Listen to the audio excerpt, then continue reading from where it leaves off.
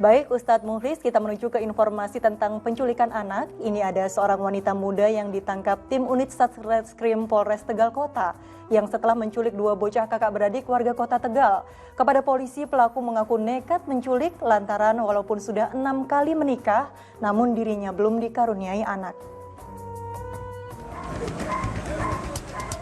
Wanita 26 tahun ini langsung digelandang ke Mapolres Tegal Kota untuk dimintai keterangan terkait perbuatannya yang telah melakukan penculikan terhadap dua bocah kakak beradik, yaitu MR berusia 8 tahun dan adiknya AL 7 tahun.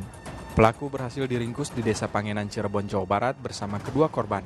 Saat ditemukan, kedua bocah kakak adik ini dalam kondisi lemas. Aksi ini nekat dilakukan lantaran pelaku sudah menikah 6 kali, namun hingga perkawinannya yang terakhir belum juga dikaruniai anak. Petugas Polres Tegal Kota yang melakukan penjemputan kemudian mengantarkan kedua kakak beradik ini ke rumah neneknya Sabtu pagi. Menginginkan anak dari dua bocah tersebut yang ingin dia kuasai atau dia asuh. Kebetulan yang bersangkutan sudah kenal dengan keluarga korban, sehingga dia mudah sekali untuk memperdaya, memberikan keyakinan. Dia sempat menginap 1 malam di rumah korban. Kedua korban mengaku diajak jalan-jalan, mereka kemudian dibawa pelaku naik bus dan turun di Cirebon, Jawa Barat. Nggak tahu jalannya, nggak tahu warungnya katanya.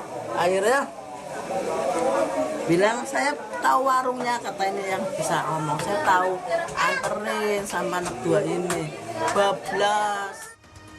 Atas perbuatannya tersangka dijerat pasal 83 Undang-Undang Nomor 35 Tahun 2004 tentang perlindungan anak dengan ancaman maksimal 15 tahun penjara. Sugihartono melaporkan dari Tegal, Jawa Tengah. Subhanallah, apapun alasannya tindakan ini tidak bisa dibenarkan ya Ustadz, dengan berbagai alasan termasuk ingin memiliki anak meskipun sudah 6 kali menikah. Nah, yang ingin saya tanyakan Ustadz, seperti apa nikmat atau karunia memiliki keturunan dalam kacamata Islam ini Ustadz? Ya, anak itu adalah anugerah ya, karunia pemberian dari Allah Subhanahu wa taala. Dalam satu ayat dikatakan yahabu liman yasha'u inasan wa yahabu liman yasha'u dzukur au yuzawwijuhum wa inasan wa yaj'alu man yasha'u aqima. Jadi Allah itu berkehendak untuk mengkaruniakan kepada manusia itu, ada yang diberikan anak laki-laki, ada yang diberikan anak perempuan, ada yang tidak diberikan anak oleh Allah Subhanahu wa taala ya. Jadi itu adalah kehendak dan kuasa Allah Subhanahu wa taala. Tugas kita adalah berikhtiar ya, berikhtiar agar dikaruniai anak, dan jangan pernah putus asa dari rahmat Allah Subhanahu wa taala. Hendaknya selalu husnuzan ya, bahwa banyak hal terjadi di luar hukum sebab akibat. Terkait dengan anak ini misalnya kita bisa lihat kisah Nabi Zakaria alaihissalam yang direkam dalam surah Maryam ya.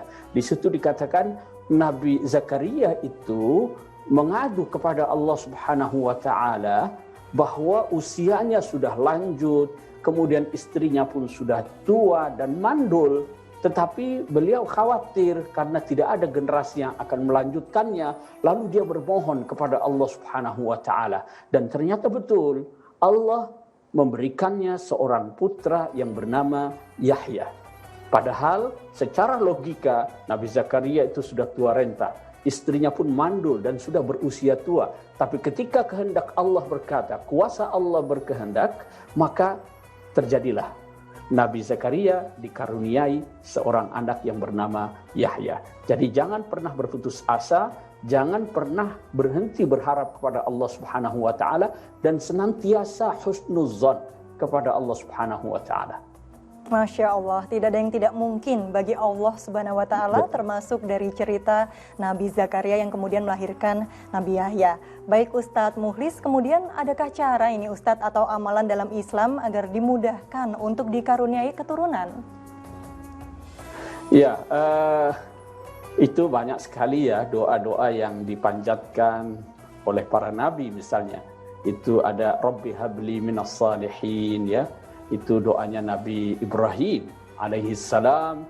Lalu kemudian doa Nabi Zakaria itu sendiri ya, yang memohon kepada Allah Subhanahu wa taala agar dikaruniai seorang anak yang yarithuni wa yarithu min ali Yaqub waj'alhu rabbi radhiya. Itu banyak baca surah Maryam itu ya, terutama pada bagian awal itu, sambil direnungkan maknanya dan diresapi sehingga bisa meningkatkan keyakinan. Insya Allah dengan keyakinan yang tinggi itu Allah akan mengaruniai apa yang kita mohonkan. Masya Allah, yang penting jangan pernah berputus asa dan terus berikhtiar dan pasrahkan semuanya kepada Allah Subhanahu wa Ta'ala, karena Allah Subhanahu wa Ta'ala pasti mengetahui apa yang terbaik untuk hambanya.